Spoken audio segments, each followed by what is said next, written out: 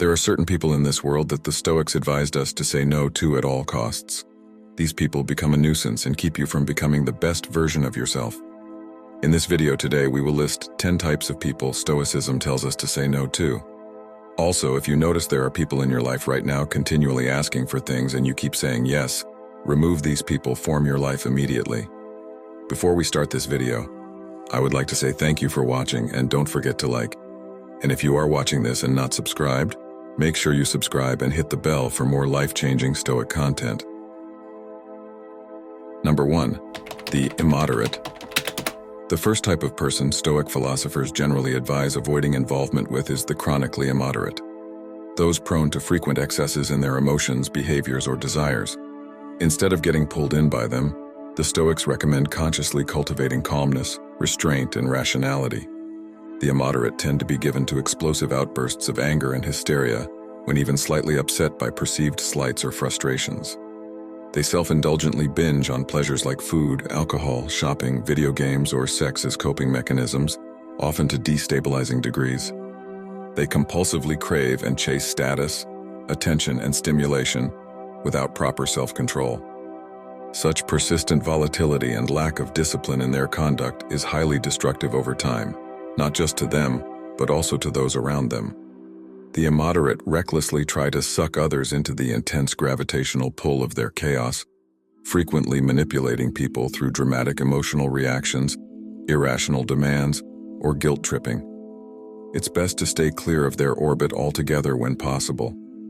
If forced to relate to the chronically immoderate, do so only judiciously, with very firm boundaries, very sparing time and energy, and zero expectations they will change. Remain neutrally composed when they try provoking and manipulating you through excessive emotional outbursts. Refuse to get quickly pulled in or entangled. As the Stoic teacher Epictetus wisely advised his students, keep silent for the most part, or if you speak, say only what is necessary and in a few words. Speak minimally, and only when absolutely needed with unstable, chronically intemperate people. Your own time and inner peace are precious. Of course, have sincere compassion for the deep suffering that causes immoderation in others, but prudently limit your exposure to the chaotic storm of their making. By consciously avoiding their volatile orbit of drama as much as possible, you encourage greater moderation and rationality in your own conduct. Your serenity influences. Number 2. The gossips. Gossips are those who habitually spread rumors, hearsay, exaggerated drama, or sensitive personal information about others who are not present. Rather than getting caught up in this destructive pettiness themselves, the Stoics advise maintaining your dignity by rising above it. Gossips feed voraciously on undeserved attention by disseminating provocative information, regardless of its accuracy or the damage done. They care little for truth or ethics, only feeding their ego through spreading sensationalized narratives that breed misunderstanding, conflict, and turmoil between others. Starve their loose lips and toxic antics with indifference. When trapped in conversations that turn gossipy, avoid reciprocating or perversely rewarding the behavior by further engaging with it. Change the subject promptly yet politely. Express reserved disinterest. Walk away if needed. Refuse to aid or indulge the spread of toxic hearsay, speculation, petty judgments, and exaggerations. Avoid adding fuel to fires. Of course, feel free to compassionately but firmly call out genuinely malicious, unethical speech or action when you encounter it. But be careful not to get sanctimoniously entangled yourself in reactively spreading ugly rumors about trivial interpersonal matters, which mostly breed greater ugliness. When disputes emerge, focus discussions on solutions and ethical principles rather than speculation. As the philosopher Plutarch wisely stated about dealing with loose speech, know how to listen judiciously, and you will profit even from those who talk idly or ignorantly. Listen carefully first, then respond thoughtfully. Lovingly but decisively redirect wandering gossip toward more meaningful, uplifting topics that could actually benefit those present. Habitual gossips crave negative validation and exaggerated drama. Withdraw your trusting attention from their poisonous interference in others' lives, and they will eventually move on in search of new hosts. In the meantime, be extremely judicious in keeping your own potentially sensitive counsel. Never disclose anything to a gossip you would not want repeated broadly, however benign it may seem. Guard your reputation and relationships closely around blabbermouths. Number 3. Pessimists. Rather than letting their gloomy attitude bring you down, the Stoics recommend staying positively focused on productive action. Pessimists insidiously sap motivation, momentum, and hope by reflexively fixating on exaggerated worst-case scenarios. They wallow endlessly in fretting about any progress being futile because of possible failures and harms lurking around the corner. Don't give this toxic mindset quarter in your mind. When interacting with pessimists, avoid excessive speculation and commiseration with them on nightmare outcomes, potential disasters, or defeatist attitudes regarding initiatives attempted. Redirect the discussion firmly yet diplomatically to facts that provide more balanced perspective and inspire focus on reasonable constructive actions that can be undertaken right now, despite uncertainty. Lovingly uplift their gaze from the muddy ditch their mind inhabits. Of course, have sincere empathy for any underlying pain, trauma, or adversity contributing to a pessimistic outlook in someone, but prudently limit your time spent enmeshed with and appeasing those who compulsively stew in incredibly caustic, reality-distorting mental frames that will subtly infect your mind too if you indulge them at length. Avoid falling into futile attempts to convince them otherwise once their negativity is entrenched. As the Stoic philosopher Seneca wisely said, "If a man knows not to which port he sails, no wind is favorable." Inoculate yourself from incessant pessimism by staying focused on your own clearly defined purposes and principles, through difficulties and uncertainties alike. Their stormy clouds of despondency cannot diminish your bright spirit when girded with determined optimism and direction. Be a beacon to illuminate their darkness.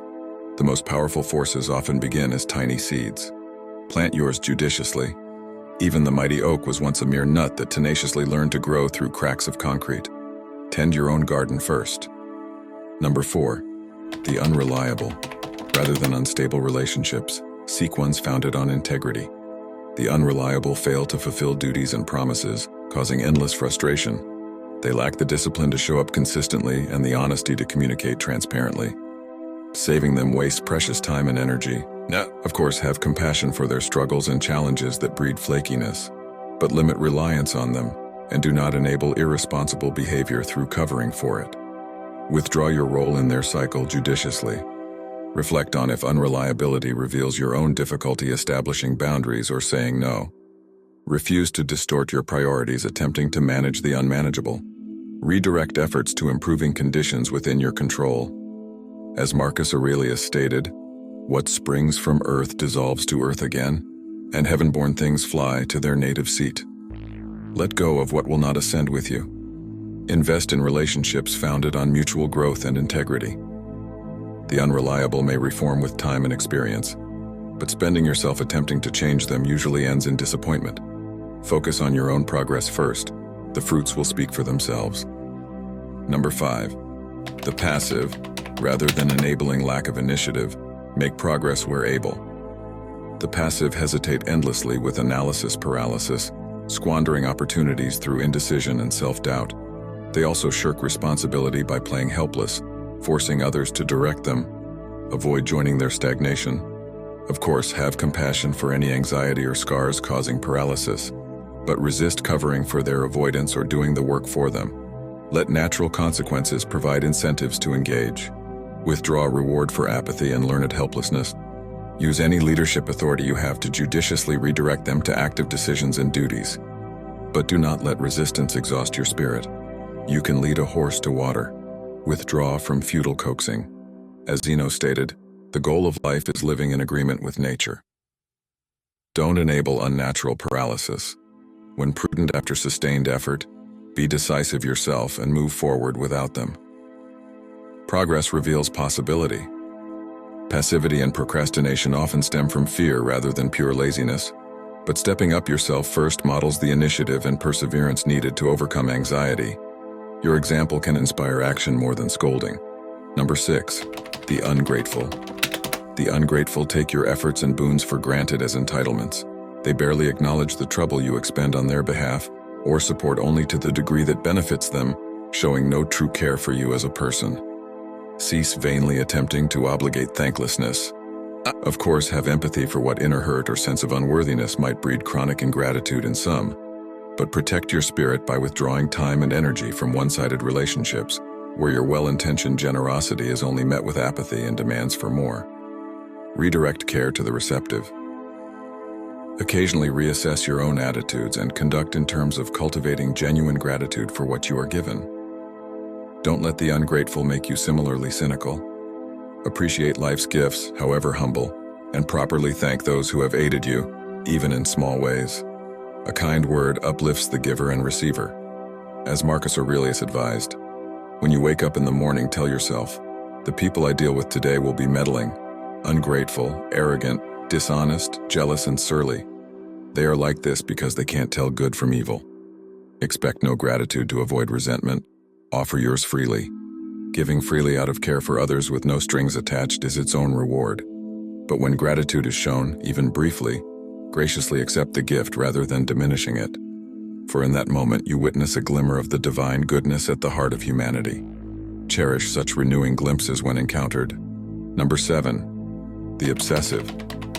Rather than enabling their unhealthy compulsions, direct energy toward more rational endeavors. The obsessive drive themselves incessantly toward impossible standards of perfection, achievement, or outcomes in their goal area, whether status, beauty, power, or an ideal relationship.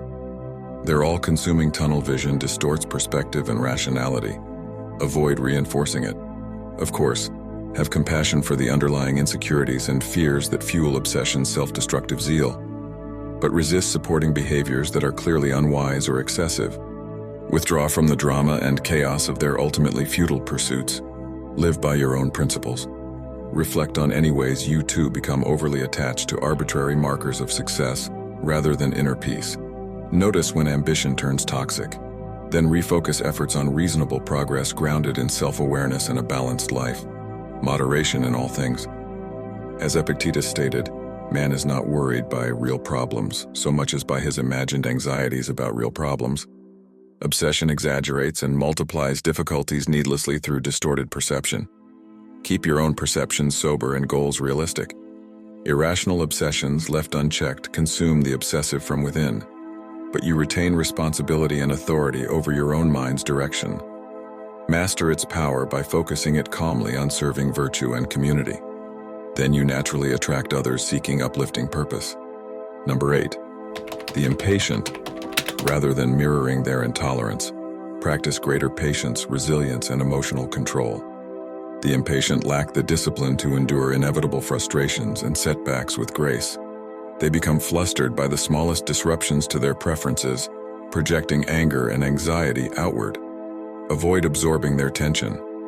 Of course, kindly acknowledge the underlying pain or exhaustion that makes one prone to impatience, but do not enable behavior that injects more negative energy into situations already challenging. Withdraw from their cycle of agitation judiciously. Reflect on when you act similarly intolerant of life's imperfections and delays.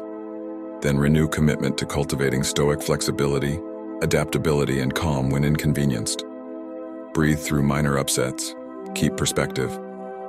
As Seneca stated, endure and renounce.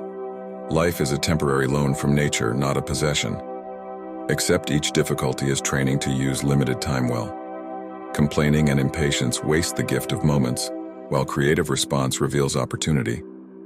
Impatience arises largely from ego, an inflated belief one's preferences and agenda hold supremacy, rejecting all that fails to conform immediately.